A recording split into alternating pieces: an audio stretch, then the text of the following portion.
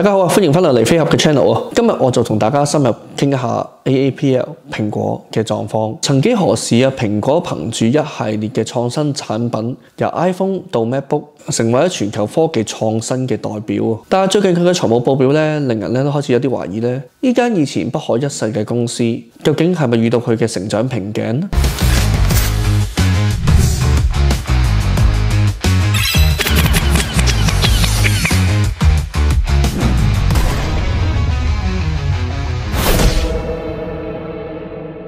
等我哋嚟睇下2025年第一季度嘅幾組關鍵數據。總營收1243億美元，同比增長4%。iPhone 營收691.4億美元，同比下降咗1.5%，並且連續2個季度下跌。大中華區嘅市場收入185.13億美元，同比下滑咗11%。服務業務263.4億美元，同比增長13.9%，但增速已經比前幾年明顯放緩啦。產品平均銷售價格 ASP 雖然 iPhone 16 Pro Max 嘅銷量佔比提升，但係無法完全抵消整體銷量下滑帶嚟嘅影響。庫存壓力，供應鏈數據顯示iPhone 16系列喺中國市場庫存積壓嚴重，折扣促銷頻率創歷史新高。接住落嚟講講 iPhone 16嘅銷售問題。蘋果喺2024年9月發佈全新 iPhone 16系列，包括 iPhone 16、16 Plus、16 Pro 同16 Pro Max。相比於 iPhone 15，iPhone 16嘅主要升級集中喺 AI 驅動嘅攝影增強啦，全新 A18 仿生芯片以及改進嘅散熱設計啦。但係唔少嘅消費者都認為呢個只係例行更新，創新力度唔夠㗎。特別係喺中國市場由於需求低迷，加上華為 Mate 70 Pro 呢啲國產機型喺高端市場強勢崛起，蘋果似乎正在面臨前所未有嘅挑戰。而喺歐洲價格高企亦都令到消費者更加傾向於繼續使用舊款設備。呢啲數據背後意味住啲咩呢？蘋果係咪真係遇到佢嘅增長瓶頸呢？呢條片我哋就會重點討論幾個問題。我哋將會綜合全新財報數據啦、市場競爭態勢啦，同未來成長風險，同大家一齊討論蘋果嘅投資前景㗎。咁我唔好講咁多啦，咁我哋就從產品創新開始講起啦。眾所周知，蘋果曾經係科技創新嘅代名詞，但近年 iPhone 嘅每一次升級都好似一啲微調，而唔係顛覆。咁究竟蘋果嘅創新動力係咪正在走緊下坡呢？ iPhone 16系列嘅創新亮點，硬件升級iPhone 16同16 Plus 搭載咗全新嘅 A18 仿生芯片，雖然性能有所提升但喺 AI 處理方面仍然落後於部分競爭對手㗎。相機增強嘅部分 ，Pro 系列新增嘅 AI 攝影模式喺夜間拍攝同埋計算攝影上面有所改進。設計變化新增咗側邊拍攝按鈕 Capture Button， 令用戶能夠更加方便捕捉瞬間。散熱技術啦 ，iPhone 16 Pro 採取咗石墨烯散熱系統，有效降低咗高負載時嘅溫度啦。市場反應同埋消費者觀念係點呢？創新疲弱啦。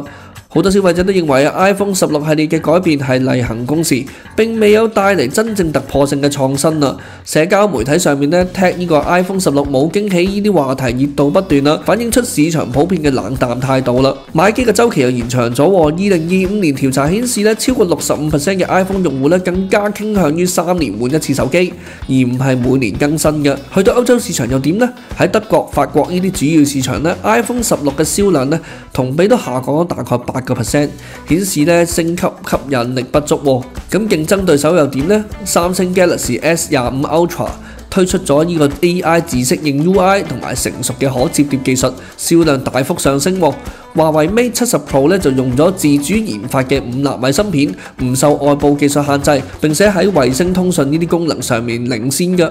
根據 Wall Street 嘅報導啦，2025年供應鏈資料顯示中國市場嘅 iPhone 16 Pro 出貨量低於預期嘅20%，令到蘋果要喺多個電商平台加大折扣促銷力度啦。印度市場嘅增長力都放緩啦，蘋果甚至要考慮推遲當地嘅生產線擴張計劃。雖然 iPhone 16系列喺硬件同軟件上面都有一定嘅升級，但係整體嚟講缺乏咗顛覆性嘅創新，令蘋果喺三星、華為喺啲競爭對手裏面顯得步伐緩慢。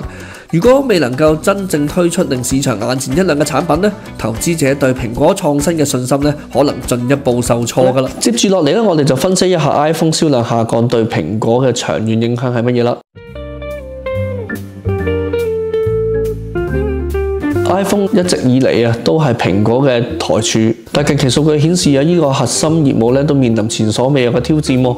iPhone 銷量同比下降 1.5% 啦，大中華地區亦都同比下降 11%， 主要原因都係因為庫存壓力啦、國產品牌崛起啦，同部分創新功能，例如 Apple Intelligence 好多地方都未推出。收入結構方面iPhone 依賴度依然係好高㗎。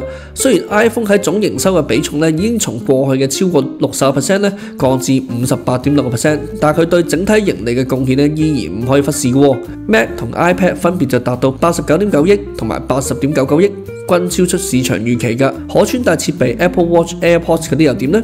收入117.5億美元，就比預期略低啦。服務業務收入達到263.4億美元，佔比提升到 22%。雖然訂戶用戶數量持續增長，但係新增用戶嘅動能已經顯著放緩啦。市場競爭壓力中國嘅國產品牌例如華為、OPPO 同小米喺高端市場不斷發力。舉個例華為 Mate 70 Pro 喺2025年 Q1 銷量同比增長 34%， 進一步蠶食咗蘋果嘅市場份額㗎。全球方面三星 Galaxy S25 Ultra 喺北美市場表現出色，銷量增長達 18%， 而 Google Pixel 就係藉住更加強嘅 AI 體驗吸引咗部分高端用戶轉向，所以對呢個品牌忠誠度嘅影響啦，消費者對蘋果係咪具備顛覆性創新嘅信心逐漸動搖。社交媒體上面 iPhone 創新乏力呢啲話題屢見不鮮，高端用戶轉向去其他品牌嘅現象亦都悄然增加啦。即使蘋果都推出咗以舊換新補貼，亦都難阻呢個銷量下滑嘅趨勢。應對策略同埋展望係乜嘢呢？加大研發投資，投入更加多嘅資源開發 AI、AR 智能功能等啦，以期待可以突破呢個產品瓶頸嘅拓展新興市場啦。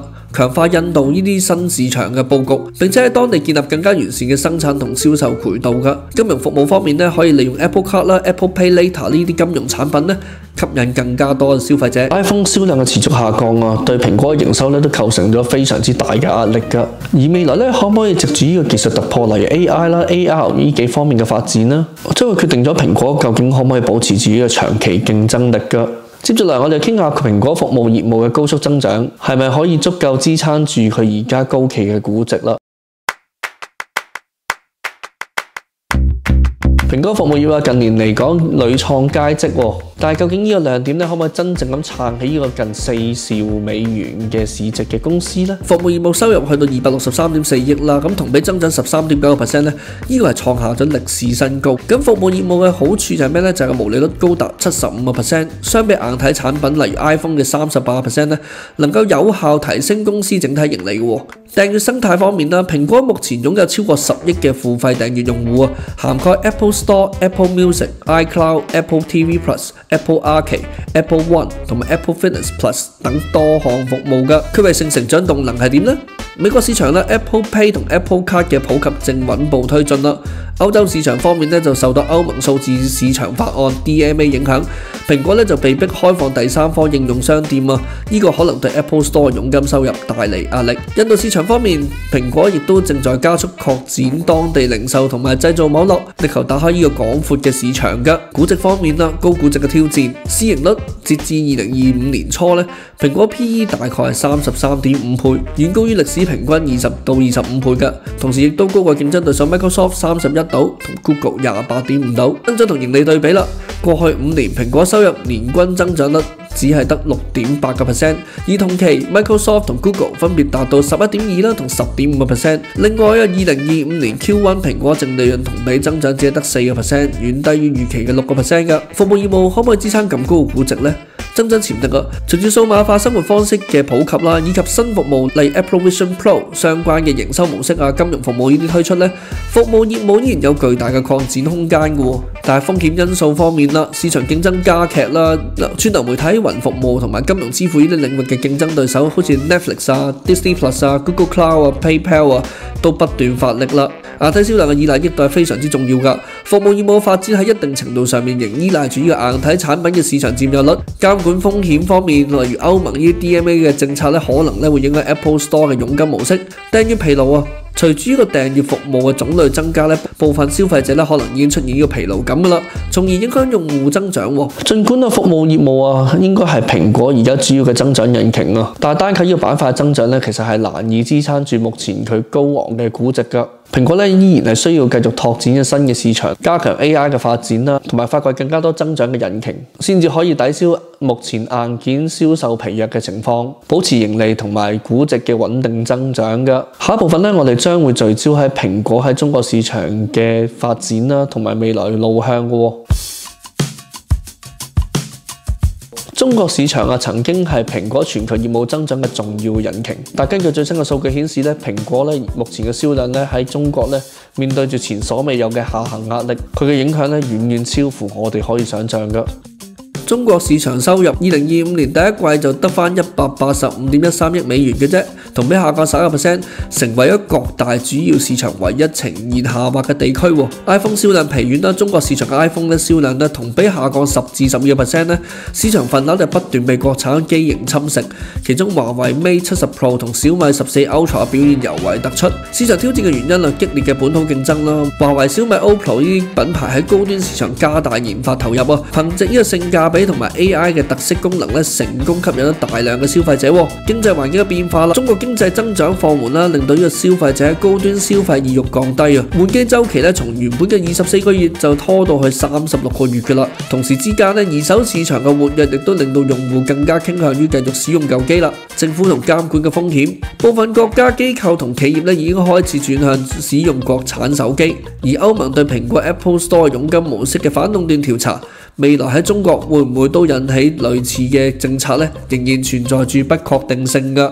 未來嘅影響同策略調整啦。市場地位方面如果中國市場份額進一步縮小將直接拖累蘋果全球收入，對於佢嘅估值同股價形成壓力。應對策略係點呢？本地化製造同研發啦，加強中國供應鏈，例如富士康立訊精密嘅合作啦，並且喺中國設立 AI 研發中心以滿足當地嘅需求。價格同促銷啦，通過以舊換新啦、分期付款呢啲方法吸引價格敏感型嘅消費者，並且喺雙11啦、618呢啲折扣期間加大促銷力度啦。生態系統嘅整合深化嘅 Apple Service 喺中國嘅本地化內容合作，例如 Apple TV Plus 同埋中國嘅串流平台聯手並推廣嘅 Apple Pay 喺更加多嘅場景下嘅應用。中國市場嘅走勢對佢全球業務嘅影響非常之深遠。如果唔能夠及時調整策略持續嘅銷售下滑將會進一步影響蘋果嘅估值同埋增長嘅空間嘅，將會成為一個投資者唔可以唔關注嘅重要因素。